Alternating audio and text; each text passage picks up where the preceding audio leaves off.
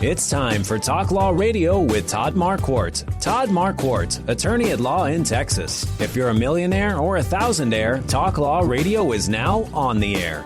Call in with your business law question, your elder law question, veteran aid, Medicaid, build a business to get paid. 210-308-8867. Or ask a question online at marquardtlawfirm.com. That's MARQUARDT lawfirm.com. And now it's Talk Law Radio with Todd Marquardt. Welcome to Talk Law Radio. I'm Todd Marquardt. On the radio, on podcasts everywhere, on Facebook Live, on YouTube, and on talklawradio.com. Each episode, I like to talk about some aspect of Texas or federal law or regulation that needs some explaining. Do you have a question about the law? If you do, email me at host@talklawradio.com or post a comment on Facebook. Now it's time for you to discover your legal issue blind spots by listening to me talk about the law on the radio. Today is going to be a great show, Shannon. Yeah, I'm excited. Today we're thrilled to have Dr. Andrew Zimbalist. Zimbalist. Te lo dije. A renowned economist and the Robert A. Woods Professor of Economics at Smith College, where he taught since 1974, with a Bachelor of Arts degree from University of Wisconsin-Madison and a Master of Arts and a PhD from Harvard University. And he's bilingual. Yes. Yeah, we got to hear a couple of lines from him beautiful. Before. The accent is beautiful. He's a leading expert in sports economics, has consulted for major organizations, testified before Congress, and has authored works too numerous to list, including the book Sports, Jobs, and Taxes. Today's hidden legal issue blind spots are how a city's decision to build a new stadium or arena affects the city residents. Right.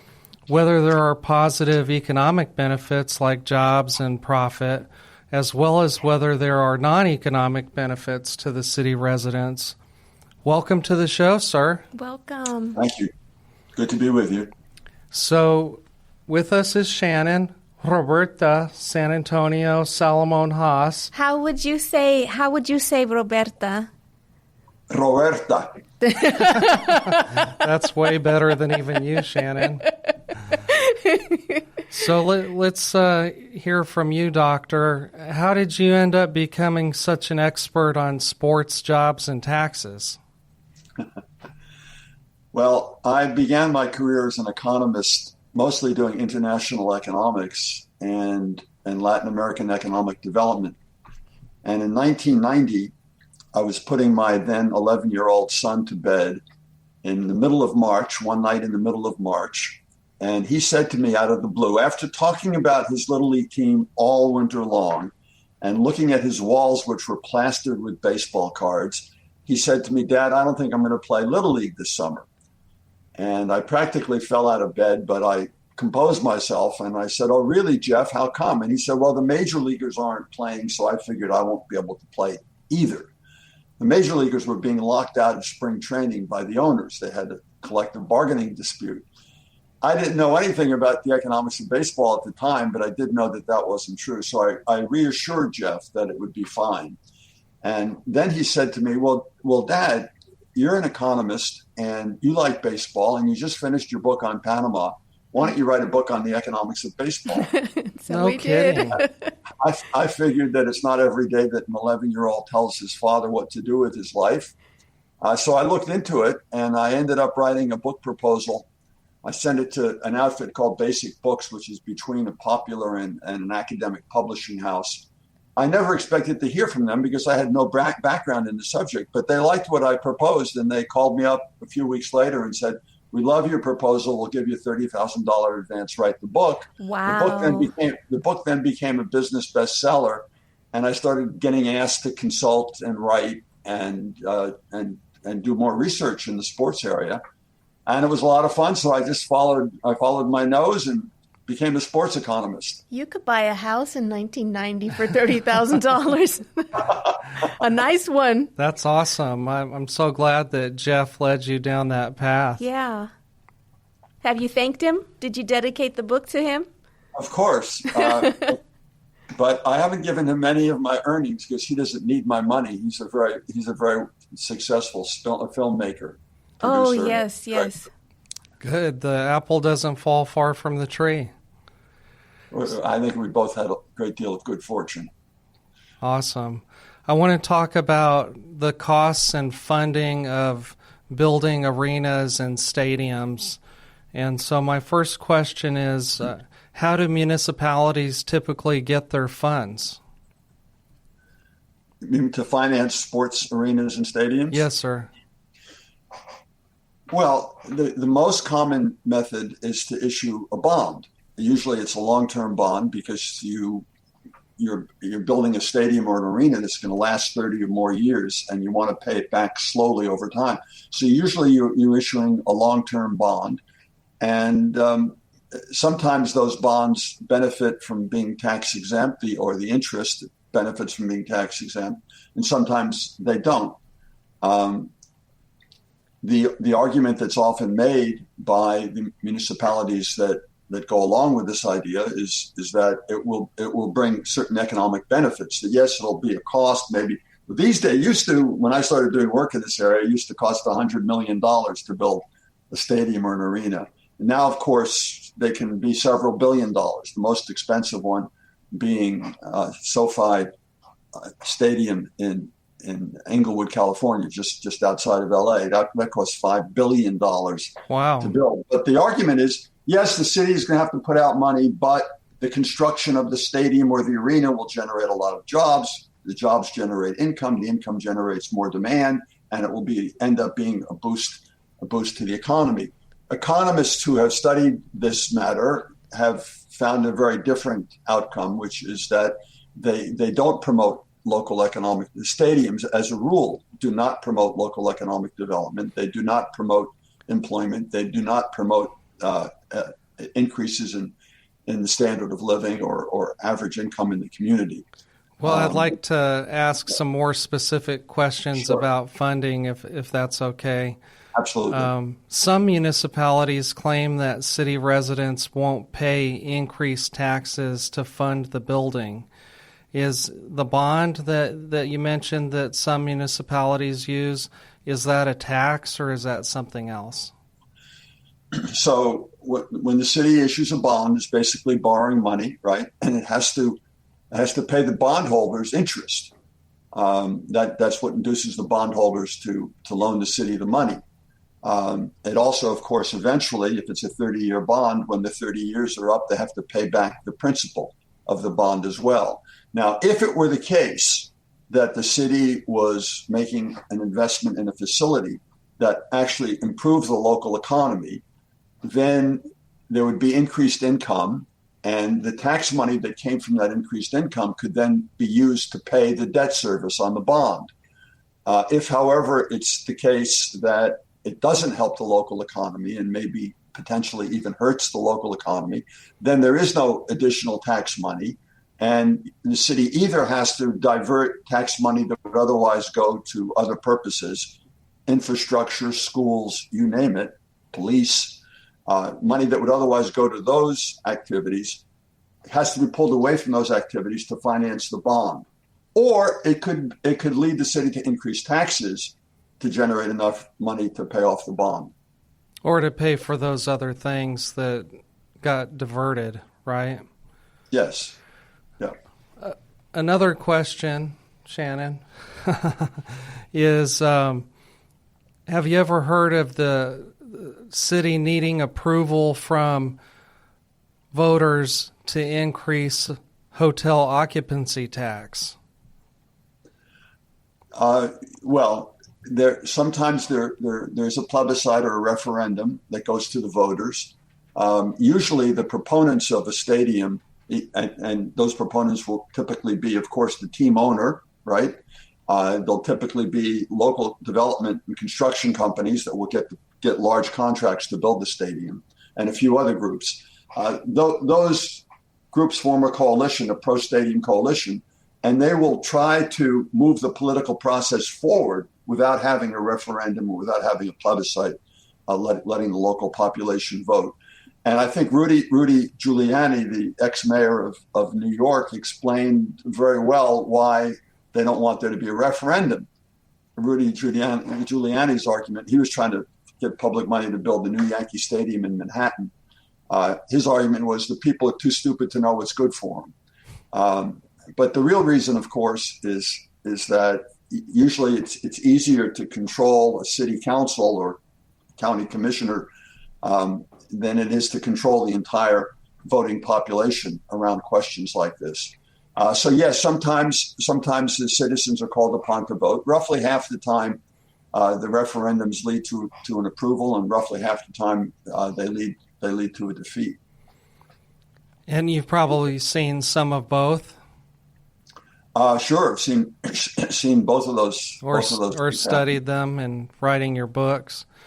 I just want to remind everybody that this is special guest Dr. Andrew Zimbalist, a leading expert in sports economics who wrote the book called Sports, Jobs, and Taxes.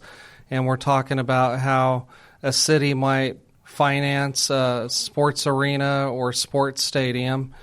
And we've just been talking about the funding so far.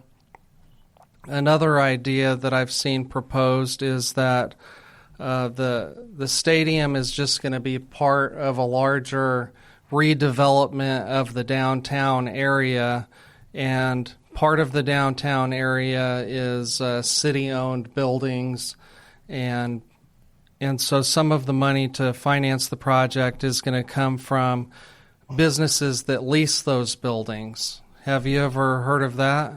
Sure. This is an idea that maybe has gained currency over the last 20 years. The idea is that if you're building an arena, the arena itself will take up 7, 8, 9, 10 acres depending on its design. Plus, you need, of course, surrounding parking lots and so on. And so maybe you need 20 acres of land. If you're building a football stadium or a baseball stadium, which of course is much larger capacity, then you'll need more land. If a football stadium, you need massive amounts of parking for tailgating. So the general idea is this, that rather than tell the citizens that you're going to have to pay taxes to do the debt service, what they propose instead is that they go into a partnership, a public-private partnership between the team owner and the city. And they set aside a bunch of this land, whether it's 5 acres, 10 acres, 20, 30 acres, whatever it might be, they set it aside for a mixed-use development project. Mixed-use development could be residential properties, apartment buildings, for instance. It could be restaurants. It could be other retail. It could be commercial buildings. It could be sports-themed activities. But you have a picture of around the arena, around the stadium, is going to be new development. And that new development will have economic activity. The economic activity will generate sales taxes, will generate property taxes. You use the money from that activity then to pay off the bonds. So that's a nice idea. It makes it sound like there's no cost to the taxpayer, to the residents, right? Because there'd be new money generated by this development. So yes, if it works out just as I described it, maybe it would be something that could be economically neutral or maybe even a little bit positive. Usually it doesn't work out that way. The reason it doesn't work out that way, let's save the reason for why it doesn't work out until after the break. We got to take a break. We'll be right back.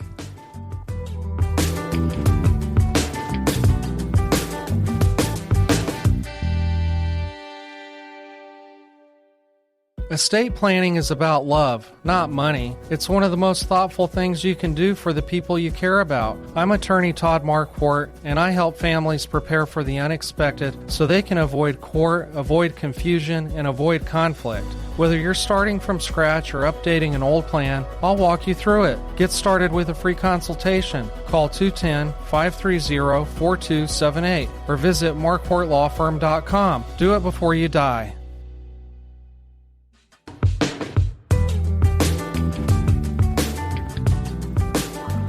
Welcome back to Talk Law Radio. I'm Todd Marquardt.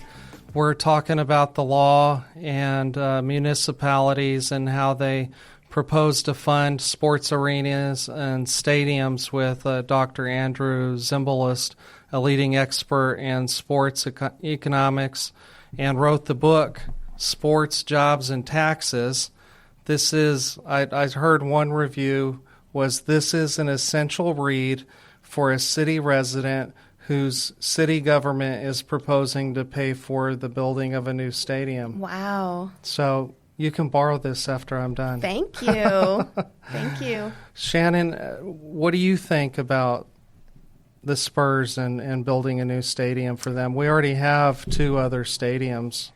Well, I think a lot of people, I think the mayor's getting a lot of good press right now. People are really reacting. I always like to do an informal poll, and it feels like people really respond well to that. The perception is that she's fighting for the people. She wants more transparency. But I have a question for you. What if her legacy is she's the reason that we lose the Spurs? Well, spoiler alert, that's one of my questions for Dr. Zimbalist. I didn't mean to take your question. And I want to know about football, if we're getting football or not. And I also want you to feel my pain with me that I had an emotional reaction when I see that skeleton of a building and the site when they Institute of Texan Cultures. I have a very emotional reaction when I drive past there. Well, there's it just looks wrong. There's a lot of sports fans here in San Antonio, and they don't want the Spurs to leave. So I want to talk about the psychology of that, but first I want to allow Dr. Zimbalist to finish his thought about why the leasing of city property as part of a larger project sometimes doesn't work out with a net economic benefit. Okay, so very often you see these very elaborate and pretty plans for mixed-use development. And on the basis of the plan and the potential tax revenue that it would generate, the city goes ahead and says, green lights the project. They issue a bond, and the bond requires debt service. If the plan does not actually produce the investments that the plan calls for, like maybe there are no hotel companies that want to put a hotel there, maybe there are no restaurants who want to put a restaurant there, and so on. If those potential investments don't materialize, then the revenue that they were supposed to generate isn't going to materialize either, and the city is left holding the bag on the debt service. So that's one issue that often happens. Another issue that often happens is that the city will provide fiscal incentives to get businesses to move into the area. And very often the businesses that move into the area adjacent to the stadium or the arena are businesses that already exist in another part of the city, maybe 5 blocks away, maybe 10 or 15 blocks away. And so what really is happening is that some company is moving from Avenue X to Avenue Z, but they're still doing the same thing they did before. They're just doing it now next to the stadium, whereas before they did it on another part of the city. So what does that mean in terms of the generation of tax revenue? It means that there is no net increment to tax revenue. It's the same activity. It's just relocated to another part of the city. So those are 2 things that you have to look out for. Now, you also mentioned hotel taxes as a way to finance this. Hotel taxes and automobile taxes, automobile rental taxes, both sound like you're levying the tax on foreigners or on visitors. Right. So the residents themselves don't have to pay. Nobody's going to raise their property tax. Nobody's going to raise their income tax or whatever. It's the foreigners or the outsiders who come stay in the hotel and rent cars, they'll be paying. Well, the reason, and that's a typical plan, the reason why that plan doesn't usually work out is because if it were possible to raise your hotel taxes and not discourage people from coming to the city, which is what these plans often propose, raise the hotel tax. If it doesn't discourage people from coming to the city, you can raise the hotel tax anyway, and use that money not to build the stadium, but to improve your schools, or to improve your security, or to improve your infrastructure, or whatever. So the idea that this is a free good because it's a hotel tax on outsiders doesn't make any sense whatsoever. It's the same thing with car rental. If you could increase your car rental taxes on car rentals without discouraging rentals of cars, then again, you could take that revenue and use it for any public purpose, not necessarily for building a stadium. So in either case, the notion that this is a free good because you're making outsiders pay for it doesn't make any sense. And I think I read a chapter in your book about that, about how some people will decide not to come here for their convention because it's too expensive. You know, if they can go to another city and have their convention over there, they might do that just to save a little bit of money.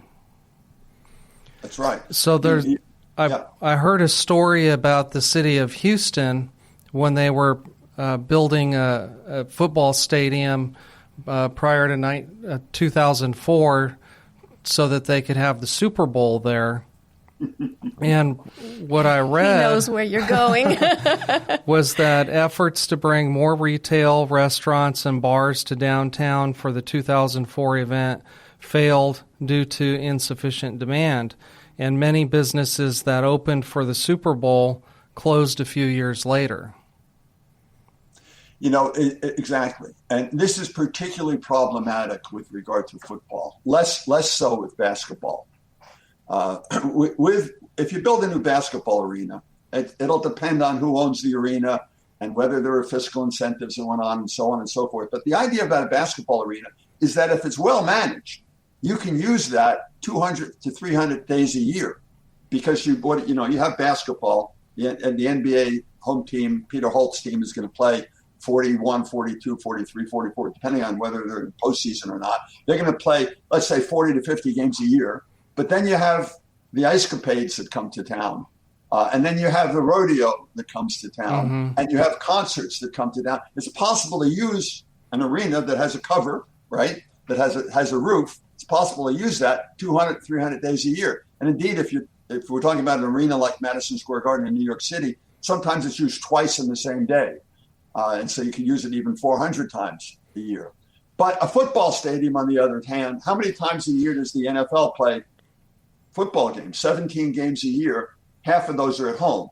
So 9 or 8 games, maybe a preseason, maybe a postseason. So we're talking about using a football stadium 10, 12, 14 days a year. Maybe you bring in Taylor Swift for a couple of concerts. Maybe you bring in Bruce Springsteen for a couple. Now we're up to 20. But how many days are there in the year? I think the number is 365. So if you're a hotel owner, or if you're a restaurant owner, are you going to want to move your restaurant from one part of the city next to the football stadium when the football stadium's only being used 20 days out of the year and it's dark 345 days a year? It's not necessarily an attractive investment. Now, there are special circumstances, of course, that can sometimes apply. But yeah, for the notion, as popular as football is, as the NFL is in the United States, and of course it's even more so in Texas than the rest of the country, as popular as it is, it's not a very good tool for economic development. So that might answer your question, Shannon, about whether they would put a football stadium down there. I remember that coming up. They also talked about building a baseball stadium down there for the San Antonio Missions, but I think everybody forgot about it because I haven't seen it on any of the renderings. I haven't seen that, no. Let me add, if I could, and I think it's an important caveat, that the actual economic outcome is going to depend a lot on the particular circumstances, and we can go into some of those if you want later on. But one of the things that's important to keep in mind is that more often than not, when you have the San Antonio Spurs in your community, or when you have the Los Angeles Lakers in your community, or take your pick of a sports team, it's something that's enjoyed by the members of the community. It's something that brings community together. Right. It unifies. It's something that they share with each other. and people get excited about it together. Go Spurs, and go. That's a positive. So Right. when I make these critical economic arguments, I'm not saying don't ever do this. Don't ever build a stadium. Don't ever build an arena with public money. I'm saying when you make your decision to do it, understand that this is not, generally speaking, an engine that's going to promote your economy. It's going to cost you money to do it. But you might very well decide, okay, I'm willing to pay an extra $15 a year in taxes, or whatever the number might be, in order to have my NBA team in town. Okay, we got to take another break. We'll be right back.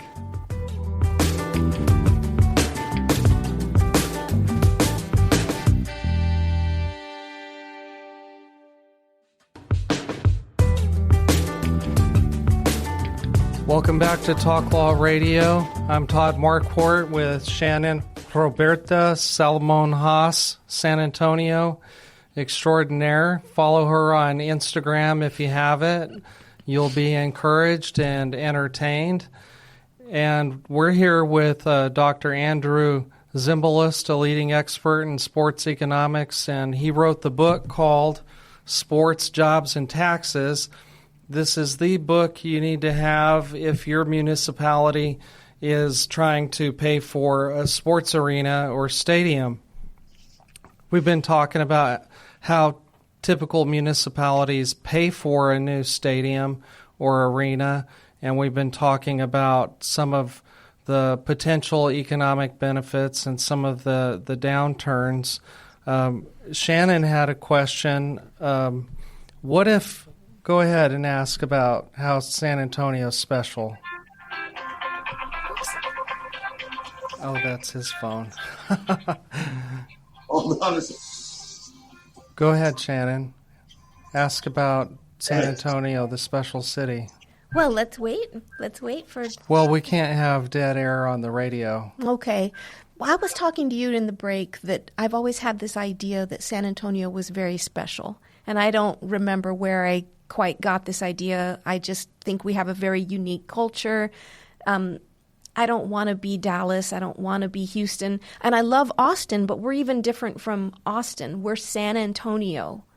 So we say something around here, puro ese. You know, something is, if you see something and it's something only we would do, like we eat a lot of barbacoa. And so we say we're puro ese.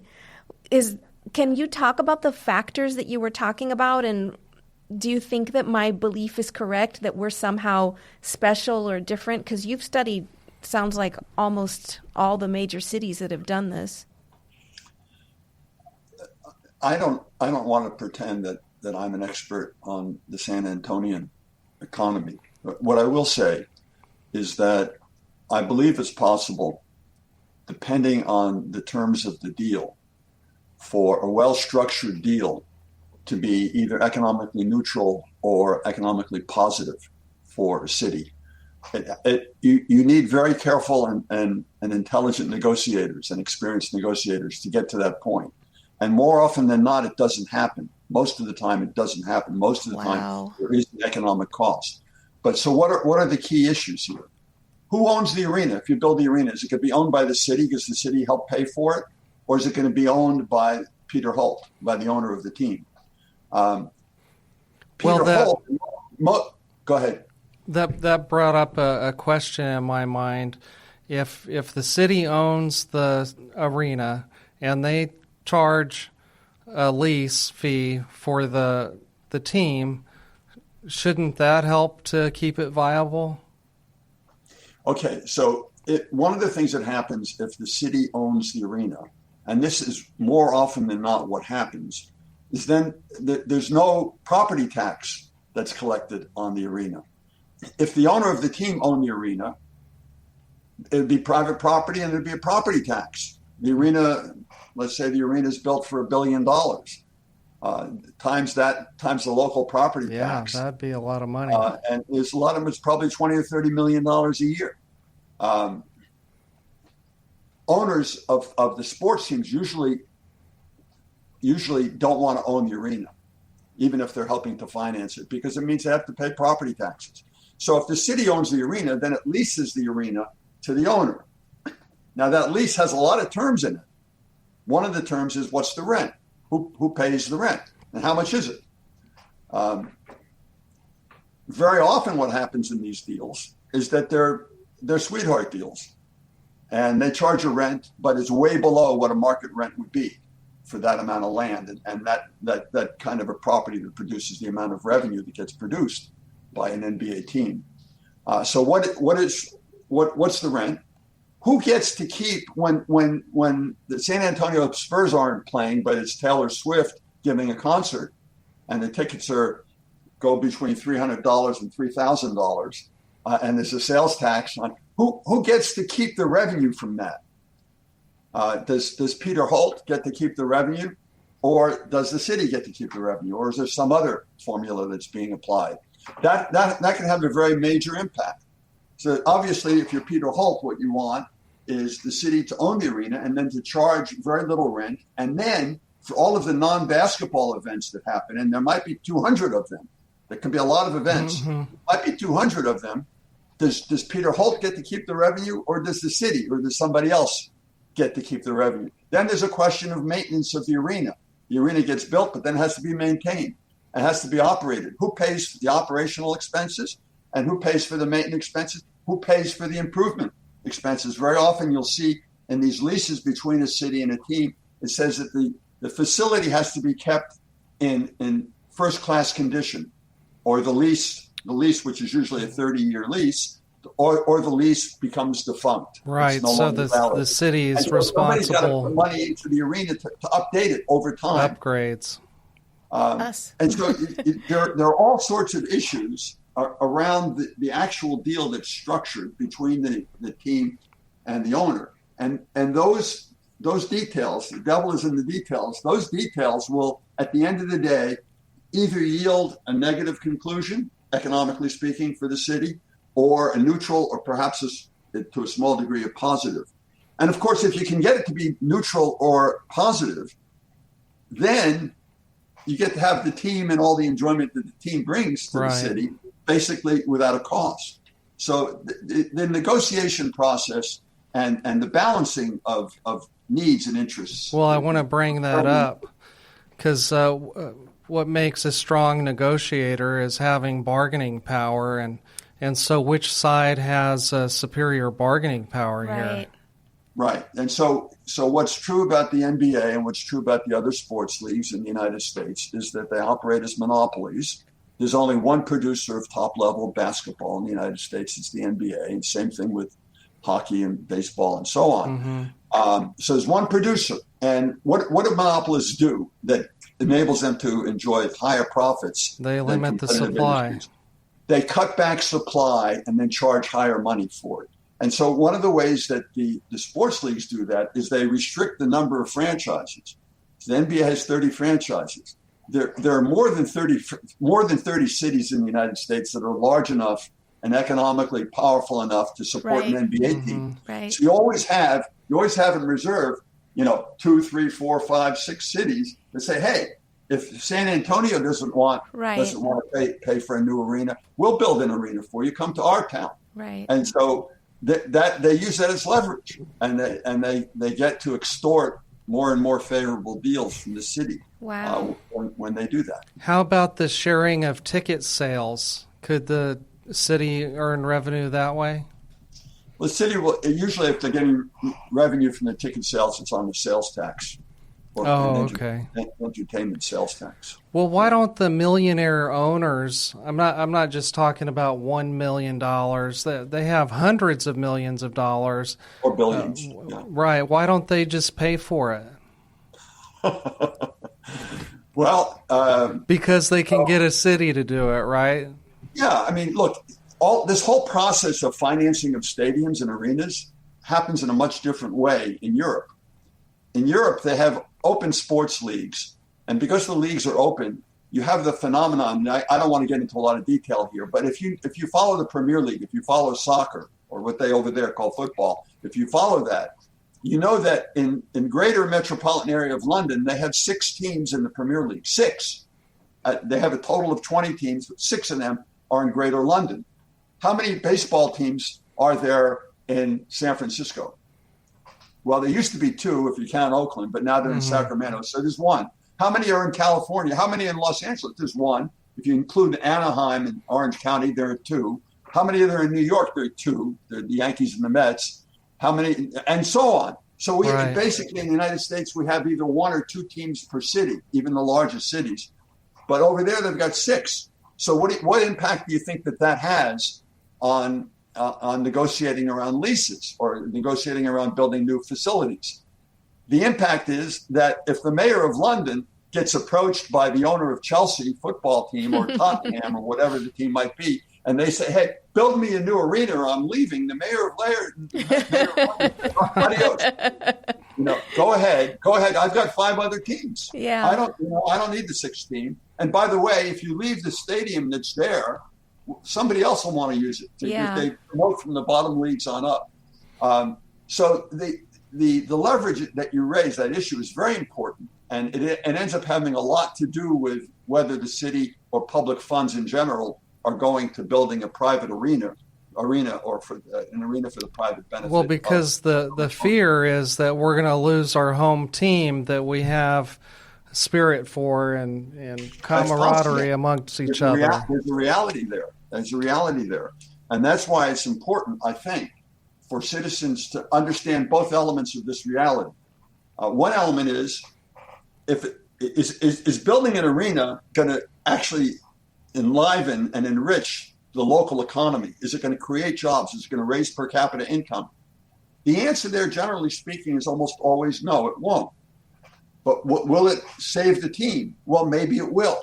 So then what you have to do as a taxpayer is you have to make a calculus, right? You have to say, I'm going to have to pay so much money, and in return, I get to have the team or get the team to stay. By the way, another bad thing that often happens here is that you're building a new fancy arena with more premium seating, with more luxury boxes and club seating. And so the common citizen is helping pay for this, but then they can't afford to go to the arena because the prices are much higher than they've ever been before. Right. But in any event, what you're entitled to know as a taxpayer and as a voter is, okay, here's what we're going to get. We're going to get to keep the Spurs, and here's what it's going to cost. The problem very often is that they're not told it's going to cost anything. And in the case, what I understand from what you've said, is that the Spurs went out and hired an economic impact study, and it's being done by by a company that's owned by the Spurs. Right. And so they're going to produce an economic result that's going to say, this is the cat's meow. This is going to generate a tremendous amount of job and a tremendous amount of income and so on. And that's a falsehood. What we know is that it's not that simple. It doesn't usually work out that way. So the voter has the right to have accurate information when they do the trade-offs. Not be told, you get to keep the team and you're going to get much richer. I want to take one more break, and when we come back, I'd like for you to tell us about one example. Hopefully you can search your mind, a memory of a team that actually had a positive economic impact. Stay tuned. We'll be right back.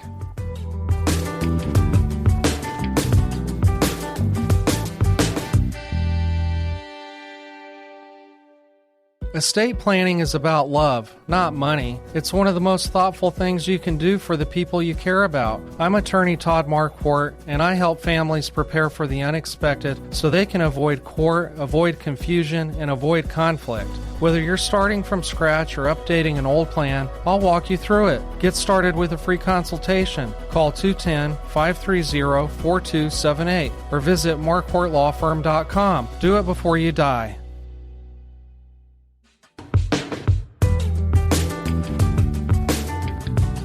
Welcome back to Talk Law Radio. I'm Todd Marquardt, on the radio, on Facebook Live, on YouTube, and on talklawradio.com. So check out YouTube, subscribe to the channel so that you can receive the alert when new episodes are dropped. We're usually talking about the law because in the beginning, God had one law: don't eat from the fruit of that tree. Then he gave Moses the 10 Commandments. And now we have municipal, state, and federal lawmakers that won't stop creating new laws that might impact you without you knowing it. So I'm here. They stop when they go watch the Spurs. They eat their popcorn and they stop making new laws for a minute. We're talking about basketball arenas and baseball stadiums, also football stadiums with Dr. Andrew Zimbalist, who is an economics professor at the Smith College. Is that right, Doctor? Yeah. And we've been talking about the costs and the potential benefits and economic benefits to the citizens of a city and non-economic benefits to the citizen. And before the break, I asked the doctor if he could come up with one example when a city had a positive economic benefit from building an arena. Yeah, I think there are lots of examples. There's the Brooklyn Nets. They moved from the Meadowlands in New Jersey to downtown Brooklyn, or just outside of downtown Brooklyn, a place called Atlantic Square, and they financed the entire construction of the arena, and they're also financing. That is to say, the Nets used to be owned by the Ratner family, Forest City Ratner.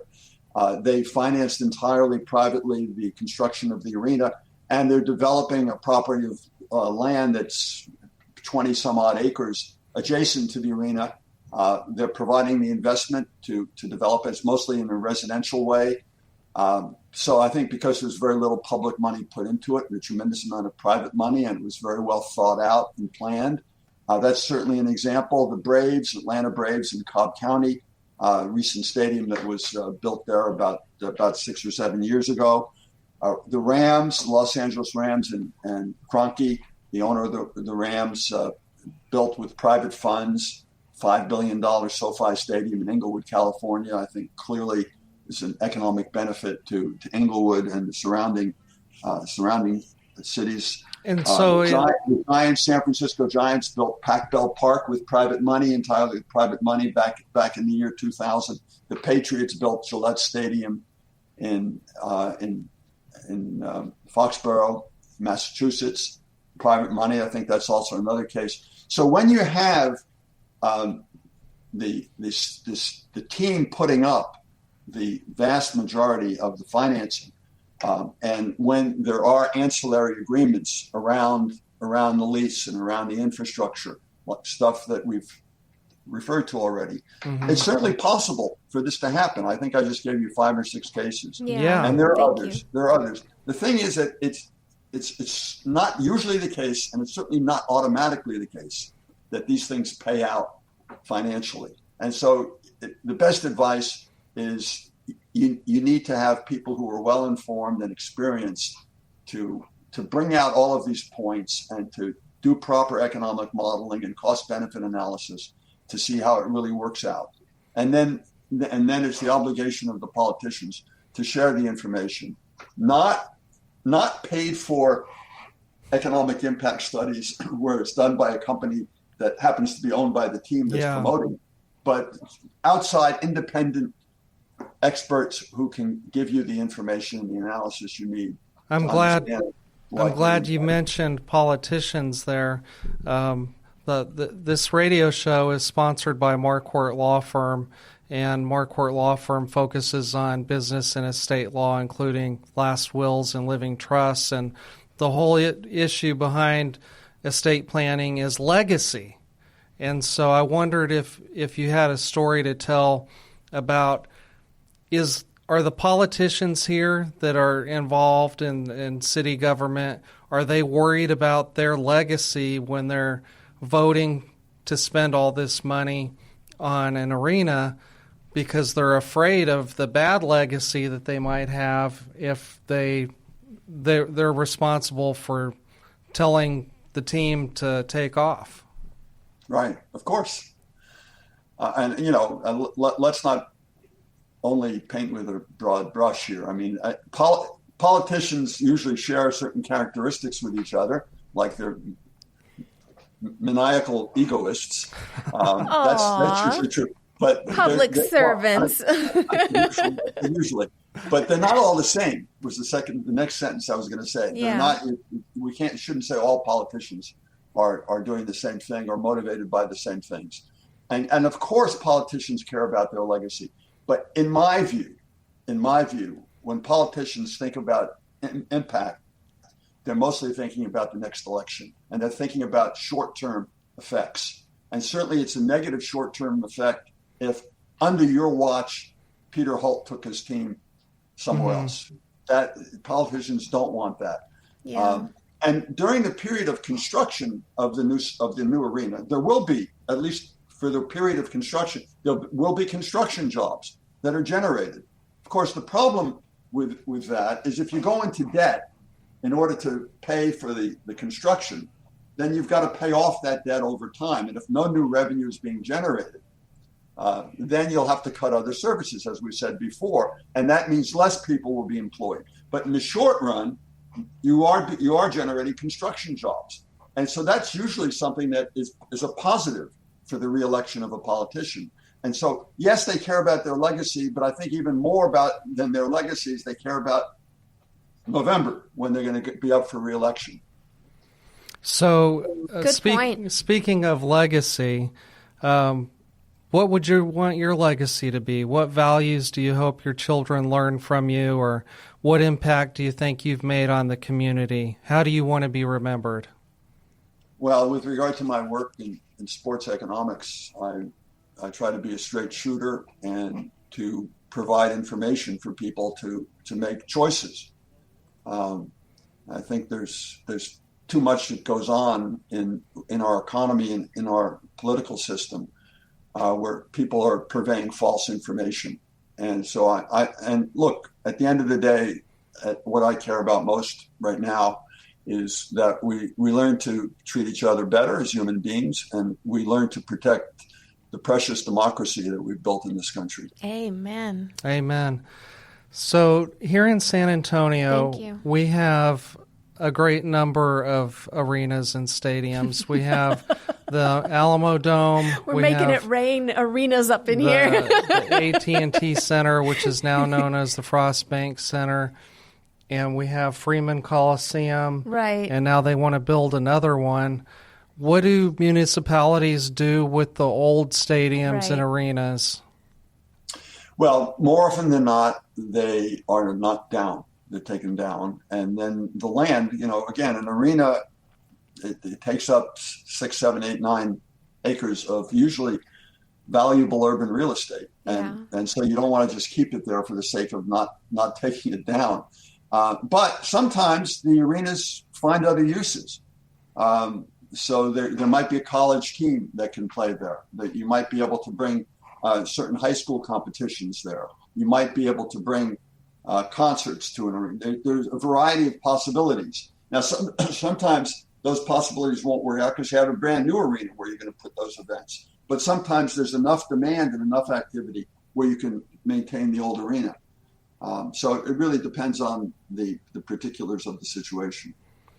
Terrific. Thank you so much for being on our show today on Talk Law Radio with Todd Marquardt and Shannon Roberta Salmon Haas, San Antonio.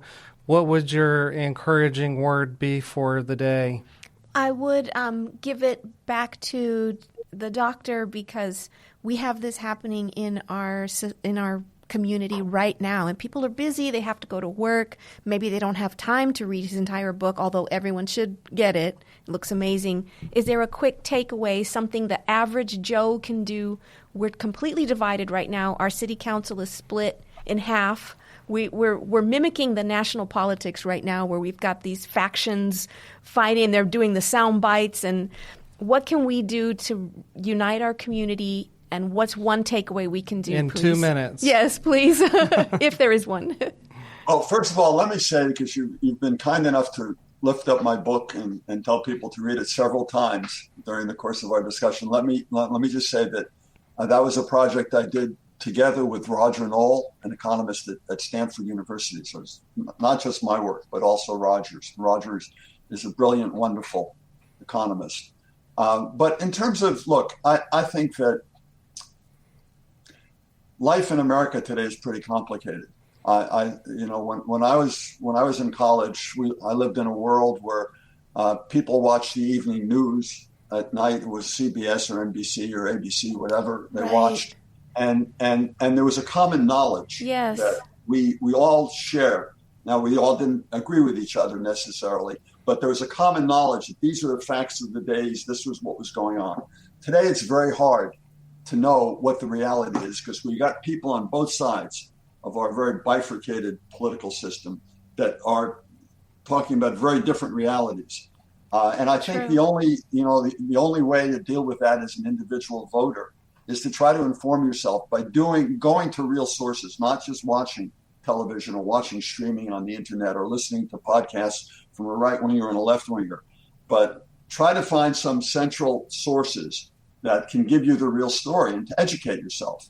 We need to, if our democracy is going to flourish, if it's going to flourish, we need to have an educated voter base, an educated electorate.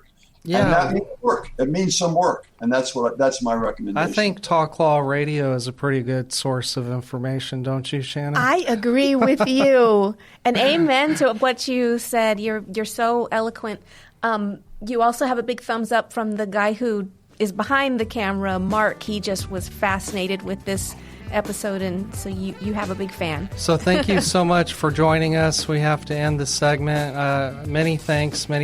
I appreciate you. Thanks for having me. Good luck with your decision on the arena. Thanks. Bye.